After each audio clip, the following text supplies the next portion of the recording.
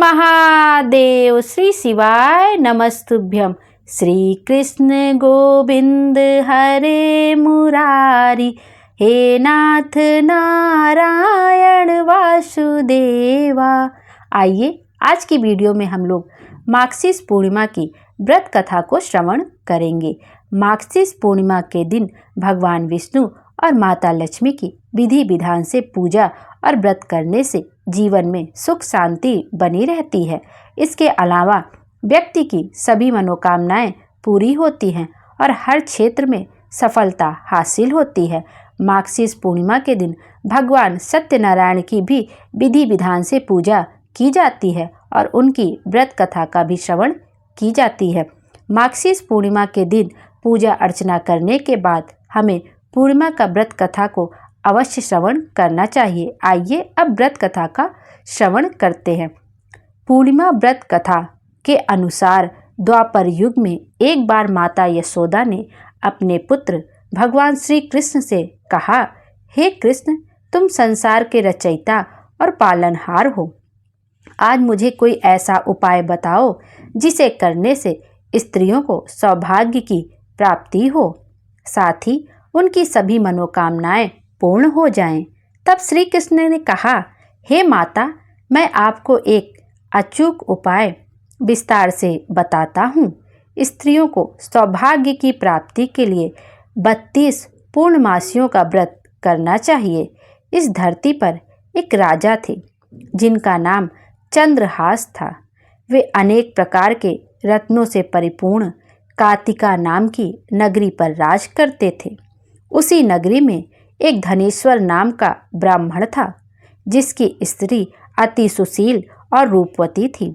उस ब्राह्मण के घर में धन धान्य आदि की कमी नहीं थी, लेकिन उसकी कोई संतान न होने की वजह से वह दुखी रहता था। एक दिन उस नगर में एक तपस्वी आए। वह तपस्वी उस ब्राह्मण के घर को छोड़कर सभी घरों से भिक्षा लेते और अपना भरण पोषण करते। एक दिन तपस्वी भिक्षांद को प्रेम पूर्वक खा रहे थे कि ब्राह्मण धनेश्वर ने योगी को यह सब कार्य करते देख लिया। धनेश्वर योगी जी के पास जाकर बोले, महात्मन, आप सभी घरों से भिक्षा लेते हैं लेकिन मेरे घर कभी नहीं आते। मैं इसका क्या कारण है, जान सकता हूँ? योगी ने कहा कि निसंतान के घर की भीख पतितों के अन्न के तुल्य होती है और ऐसे में जो भी पतितों का अन्न खाता है वह भी पतित हो जाता है। चूंकि तुम निसंतान हो इसलिए मैं तुम्हारे घर की भिक्षा नहीं लेता हूँ। योगी की इस बात से धनेश्वर को बहुत दुख हुआ और वह योगी जी के पैरों में गिर पड़ा। कहने लगा, हे महाराज, कृपया करके मुझको पुत्र प्राप्ति का कोई उपाय हो तो बतलाइए। मैं पुत्र ना होने के कारण बेहद दुखी रहता हूँ। सब कुछ होते हुए भी मैं खुश नहीं हूँ। आप मेरे इस दुख को दूर करने का कोई उपाय बताइए। यह सुनकर योगी महाराज कहने लगे, हे ब्राह्मण, तुम माँ चंडी की आराधना करो। योगी के कहे अनुसार धनेश्वर ने वन में जाकर माता चंडी की उपासना और उपवास किया। चंडी माता ने 16वें दिन उसे सपने में आकर दर्शन दिए और कहा, हे धनेश्वर, तेरे पुत्र होगा लेकिन वह 16 वर्ष की आयु तक ही जीवित रहेगा।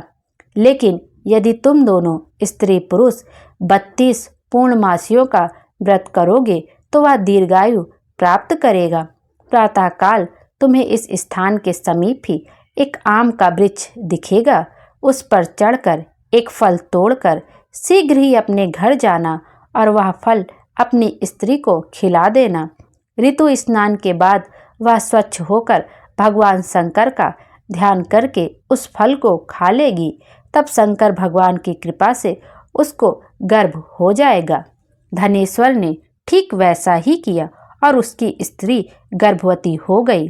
देवी जी की असीम कृपा से उन्हें एक अत्यंत सुंदर पुत्र उत्पन्न हुआ जिसका नाम उन्होंने देवी दास रखा।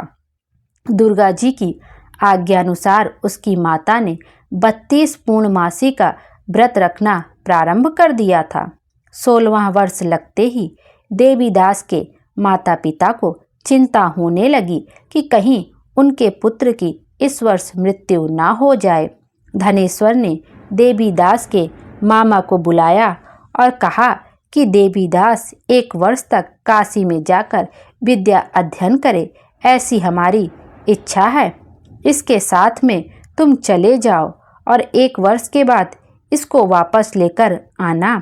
इस तरह देवीदास को एक घोड़े पर बैठाकर अपने मामा के साथ काशी के लिए निकल पड़ा। धनेश्वर ने अपने पुत्र के दीर्घायु के लिए भगवती दुर्गा की आराधना और पूर्णमासियों का व्रत करना शुरू कर दिया। इस प्रकार बराबर 32 पूर्णमासी का व्रत पूरा किया। कुछ समय बाद मामा और भांजा किसी नगर में रात बिताने के लिए ठहरे हुए थे। उस दिन उस गांव में एक ब्राह्मण की कन्या का विवाह होने वाला था। जिस धर्मशाला में वर और उसकी बारात ठहरी हुई थी, वहीं देवीदास और उसके मामा भी ठहरे हुए थे। संयोग से कन्या को जब कन्या को तेल आदि चढ़ाकर मंडप आदि का कृत्य किया गया तो लग्न के समय वर को धनुर्वात हो गया।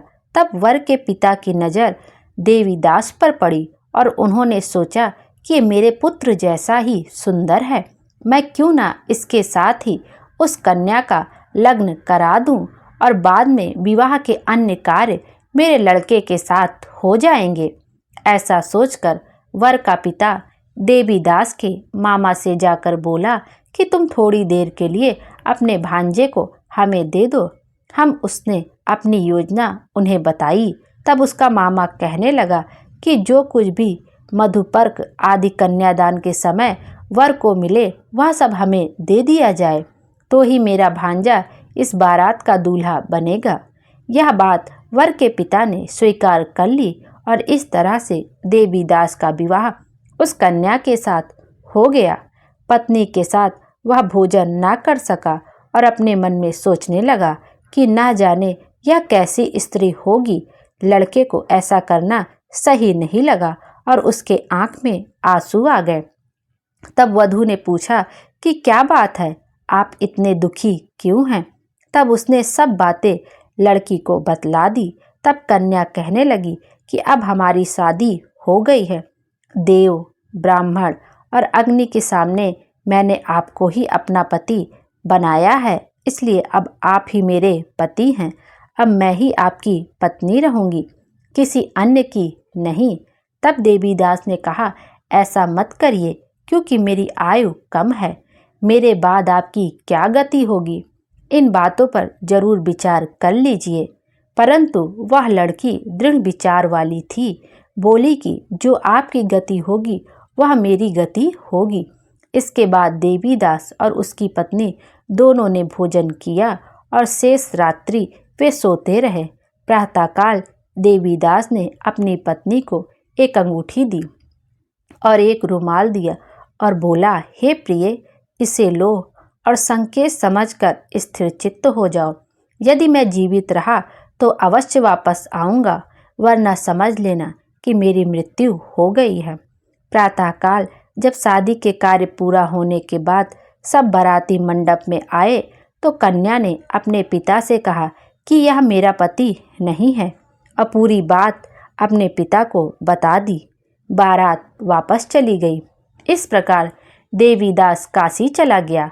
कुछ समय बाद काल से प्रेरित होकर एक सर्प रात्रि के समय देवीदास को डसने के लिए वहां पर आया, परंतु व्रत के प्रभाव से उसको काट ना सका, क्योंकि पहले ही उसकी माता ने 32 पूर्णिमा का व्रत पूरा कर लिया था। इसके बाद मध्याह्न के समय वहां काल आकर देवीदास के शरीर से उसके प्राणों को निकालने का प्रयत्न करने लगा, जिससे वह मूर्छित होकर पृथ्वी पर गिर पड़ा। उसी समय पार्वती जी के साथ श्री शंकर जी वहां पर आ गए। उसको मूर्छित दशा में देखकर माता पार्वती ने भगवान शंकर से कहा, हे महाराज, यह वही बालक है जिसकी माता ने 32 पूर्णिमा का व्रत किया था, जिसके प्रभाव से इसका मृत्यु दोष कट गया। भवानी के कहने पर भगवान शिव जी ने उसको प्राणदान दे दिया। उधर उसकी स्त्री उसकी प्रतीक्षा कर रही थी। जब 16वां वर्ष व्यतीत हो गया तो देवीदास भी अपने मामा के साथ काशी से चल दिया और कुछ दिन बाद अपनी पत्नी के घर पहुंच गया। लड़की के पिता ने खूब धन के साथ अपनी पुत्री को उसके साथ विदा किया। श्री कृष्ण भगवान कहने लगे, इस प्रकार धनेश्वर द्वारा 32 पूर्णिमाओं का व्रत रखने से उसकी पुत्र को लंबी आयु की प्राप्ति हुई। अतः जो भी स्त्रियां ये व्रत को करती हैं वे जन्म जन्मांतर में वैधव्य का दुख नहीं भोगती और सदैव सौभाग्यवती रहती हैं। यह व्रत पुत्र पौत्रों को देने वाला तथा संपूर्ण मनोकामनाओं को पूर्ण करने वाला माना गया है। बोलो विष्णु भगवान की जय, बोलो सत्यनारायण भगवान की जय। आइए अब जगदीश जी की आरती का भी श्रवण कर लेते हैं। ओम जय जगदीश हरे स्वामी, जय जगदीश हरे। भक्त जनों के संकट क्षण में दूर करें। ओम जय जगदीश हरे स्वामी, जय जगदीश हरे। जो ध्यावे फल पावे, दुख बिन से मन का। प्रभु दुख बिन से मन का, सुख संपत्ति घर आवे, कष्ट मिटे तन का। ओम जय जगदीश हरे। मात पिता तुम मेरे, शरण गहूँ मैं किसकी। प्रभु शरण गहूँ मैं किसकी, तुम बिन और न दूजा, आस करूँ मैं जिसकी। ओम जय जगदीश हरे। तुम पूरन परमात्मा, तुम अंतर्यामी। प्रभु तुम अंतर्यामी, पार ब्रह्म परमेश्वर, तुम सबके स्वामी। ओम जय जगदीश हरे। तुम करुणा के सागर, तुम पालन करता। प्रभु तुम पालन करता, मैं मूरख खल कामी, कृपा करो भरता। ओम जय जगदीश हरे।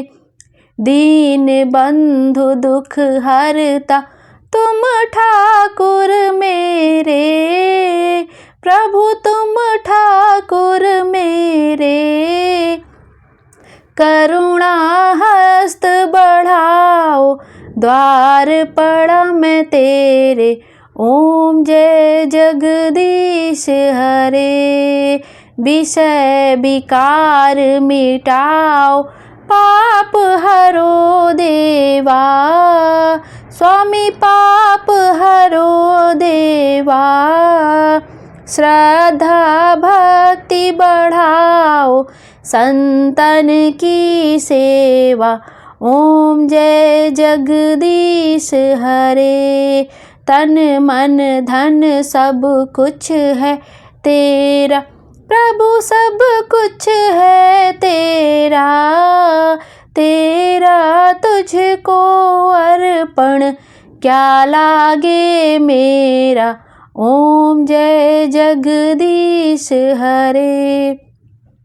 श्री जगदीश स्वामी जी की आरती, जो कोई नर गावे। कहत शिवानंद स्वामी, मन वांछित फल पावे। ओम जय जगदीश हरे स्वामी, जय जगदीश हरे।